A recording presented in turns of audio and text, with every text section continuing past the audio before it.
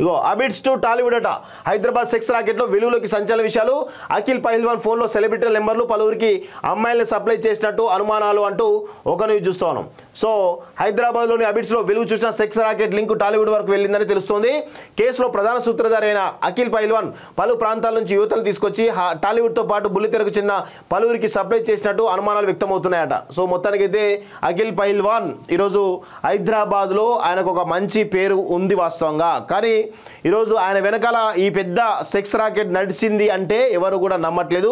కానీ పెద్ద ఎత్తున సెక్స్ రాకెట్ నడిపిండు అనేది క్లియర్గా తెలుస్తోంది.